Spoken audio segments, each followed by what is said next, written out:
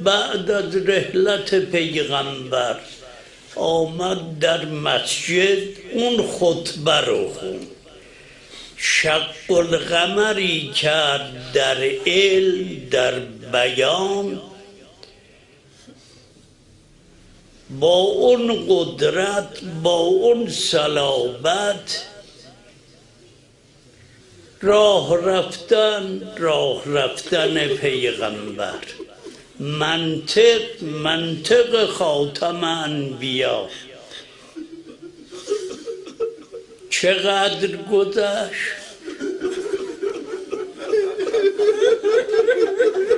در این مدت شبی که بدن رو برداشتن کانت کل خیال، کانت کل خیال.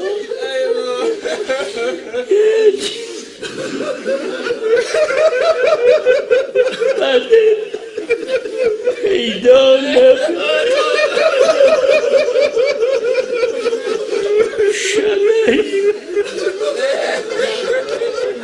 بدن نبود، شبه بود. اگر بری کنار قبر امام هشتم، مادر او زهراست. اگر بری کنار قبر سید الشهدا، مادر او زهراست. اگر بری در قبر بقی، مادر اون 4 امام زهراست. اگر دنبال امام زمان بگردی، مادر اون صدیقه کبراست. همه همتتون را در خدمت به فاطمیت صرف کنید، فردای قیامت خواهید فهمید. پیغمبر فرمود به دخترش: الویل کل الویل، ویل، کل ویل برای کسی است که به تو ظلم کرده. این یک کلمه دوم اینه: والفوز العظیم لمن نصرک. فوز عظیم برای کسیه که تو رو یاری کنه. اون پرچم‌هایی که روز شهادت حضرت زهرا بلند میشه، همه اینها علمیه که به اسم نصرت او افراشته میشه و شما دارید به اون پرچم میگید: ای دختر رسول خدا، ای بضعه خاتم انبیا، ای مادر سید الشهدا، اگر جنازه تو دل شب دفن شد، ما نبودیم خدمت کنیم. این خدمت ماست امروز. فردا که بود وعده جنات نعیم، تسلیم کنم هرچه غلامی دارم. این چند جمله گفت: یا علی، به اولاد من تا قیامت سلام مرا برسون.